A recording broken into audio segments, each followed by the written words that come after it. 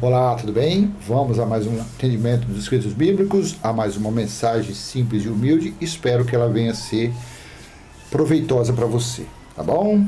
E aí no final, se você achar interessante, você curte, comenta, compartilha, se inscreve e ativa o sininho para você receber novas mensagens. Se não for do seu agrado, sinto muito, tá bom? O que Deus quer de nós? É isso mesmo, é a mensagem desse pequeno vídeo.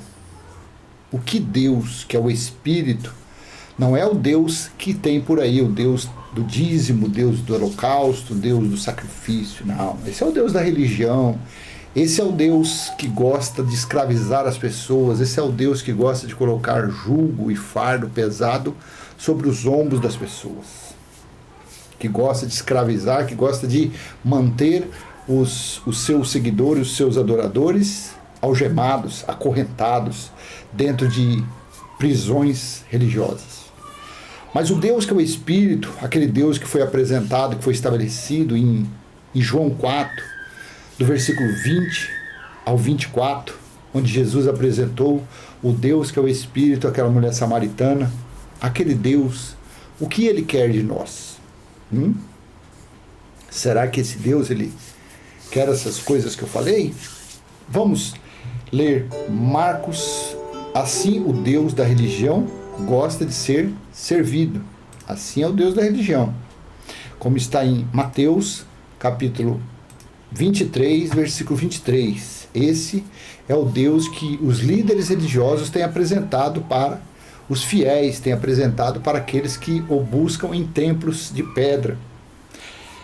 Ai de vocês, escribas e fariseus, Jesus estava repreendendo os pregadores daquela época, os que anunciavam as maldições, as leis dadas a Moisés, que se tornaram maldições.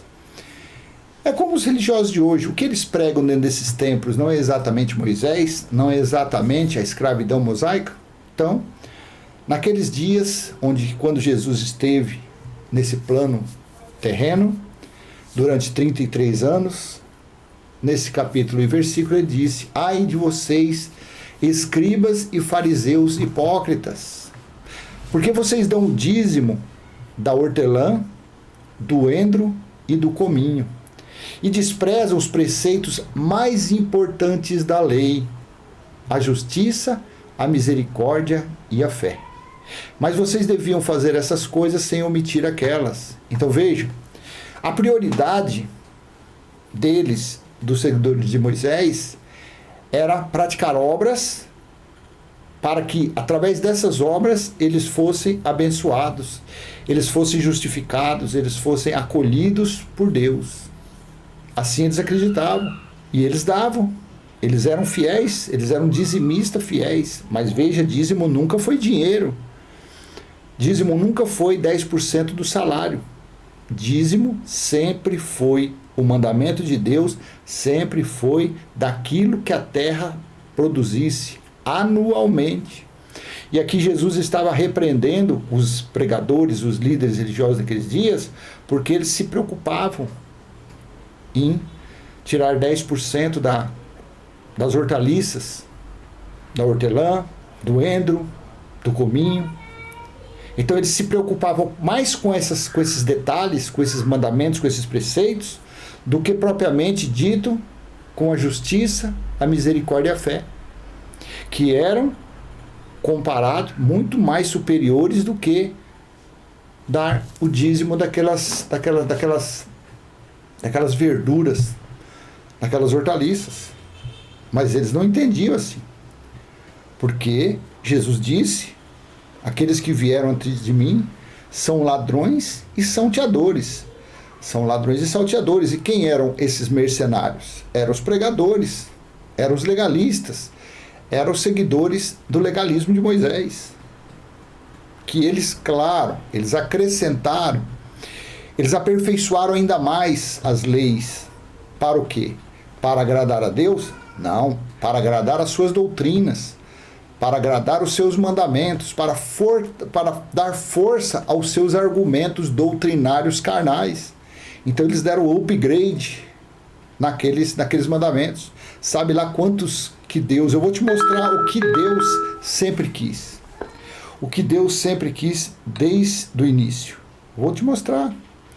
Então, os fariseus, os hipócritas, os escribas, eles deram um charme a mais nas doutrinas deles, nas doutrinas carnais, nos mandamentos carnais deles, nos ensinamentos corruptos de mercenário, de exploradores deles, dos pregadores. Então, só aqui Jesus já falou. E quantos cães gulosos não aparecem por aí, querendo se justificar? Por aí afora, aí, os pregadores. Não, está escrito, olha aqui, ó. Aqui, ó. Jesus no final aqui, mas vocês deviam fazer essas coisas sem omitir aquelas. Ou seja, primeiramente, praticar a justiça, a misericórdia e a fé, e sem deixar de cumprir os mandamentos que vocês receberam. Porque Jesus não ensinou ninguém a dar dízimo. Jesus não ensinou ninguém a fazer propósito, fazer voto, fazer nada disso. Jesus não ensinou nada disso. Isso daí era uma doutrina deles, era um mandamento deles. Por isso que Jesus, um dos motivos dele ter se auto-sacrificado naquela cruz, foi para tirar os judeus dessa escravidão, dos mandamentos e dos preceitos judaicos, das algemas judaicas. Porque aquilo lá era prejudicial. Aquilo ali é igual está lá em Hebreus 2, 14, 15. Na morte, Jesus deu fim, aniquilou o diabo. Porque o diabo é que matava. Quem era o diabo? As leis de Moisés. As leis dadas a Moisés por intermédio de anjos. Sabe lá quem foram esses anjos? Não seriam esses anjos aí Arão, Miriam e outros que andavam ali? Porque, afinal de contas, quando Estevão falou lá em Atos 7,53, vocês que receberam as leis por intermédio de anjo e não cumpriram, eles foram lá e apedrejaram Estevão. Quer dizer, Estevão sabia de alguma coisa. E claro que quem escreveu, os editores das Bíblias que está escrito aí, sabe lá Deus se isso tudo é verdade ou não. Se realmente foi isso. Será que Estevão falou anjos? Ou vocês que receberam as leis por intermédio de homens e não as cumpriram? Vai saber.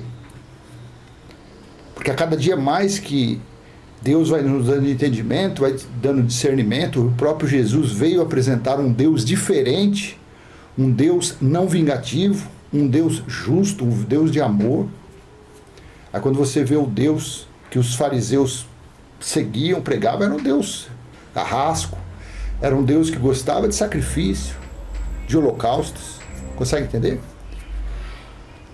Em Marcos capítulo 7, versículo 11 ao 13, olha aqui, ó, Jesus falando: vocês, porém, dizem que se alguém disser ao seu pai ou à sua mãe, a ajuda que você poderia receber de mim é corbã, isto é oferta ao Senhor. Ou seja, deixa eu ler no texto da NVT para você entender melhor. Vocês, porém, ensinam que alguém pode fazer a seus pais, não posso ajudá-los. Jurei entregar como oferta a Deus aquilo que eu teria dado a vocês. Então olha aqui como que os fariseus agiam. Eles achavam, eles preferiam tirar dos pais, tirar a ajuda que poderia ser dada aos pais para colocar no altar, para colocar no templo. E isso nunca agradou Deus. Aqui mesmo Jesus estava falando. Eles, em vez de ajudar os pais, eles falaram: não, essa oferta que eu poderia dar ao senhor, meu pai, a senhora, minha mãe, isso aqui não posso, porque isso aqui eu jurei dar como oferta lá no templo, na sinagoga. Claro que isso era uma forma de orgulho, uma forma de exibição deles, porque os judeus sempre foram orgulhosos. Então eles queriam se aparecer: olha aqui a minha oferta, olha aqui, ó, eu deixei de fazer isso porque o Deus que eu sirvo é mais importante. Deixando aquele mandamento, amar o seu próximo como a ti mesmo. Não é porque é pai e mãe, o próximo pode ser um amigo, um vizinho, um estranho, um pai, a mãe, o irmão, tanto faz. Então deixando de praticar aquilo para levar aquela oferta, aquela ajuda para um templo de pedra, onde nunca foi morada do Deus que é Espírito. 12. Então vocês o dispensam de fazer qualquer coisa em favor de seu pai ou da sua mãe. 13. Invalidando a palavra de Deus por meio da tradição de vocês mesmos. Passam de pai para filho. Invalidando a palavra de Deus por meio de vocês. Invalidando a palavra de Deus por meio da tradição que vocês mesmos passam de pai para filho. E fazem muitas outras coisas semelhantes. Então veja que aqui não era um mandamento dado por Deus, não. Jesus aqui estava apontando o dedo e falando, mexendo na ferida deles. Essas doutrinas são de vocês. Esses costumes são de vocês. Não vem nada do Pai. Onde já se viu dispensar de ajudar os pais para ajudar um templo de pedra que depois do ano 70 veio ser derrubado, veio ser aniquilado. Tanto que se esse templo fosse tão, que eles, esses hipócritas, esses templos que eles amavam tanto fosse desse Deus que Jesus veio apresentar, jamais o templo teria sido derrubado no ano 70, claro que não. Estaria até hoje. Mas não existe mais templo de Deus. Nunca houve e muito menos agora. Talvez o templo de Deus foi lá no início, na tenda do encontro, quando era o tabernáculo. Pode ter sido lá. Mas depois que homens começaram a fazer maracutaias, começaram a praticar a carnalidade, as doutrinas dentro dos templos, não se tornou mais, saiu das mãos de Deus e foi direto para a mão dos homens. O que Deus quer de nós?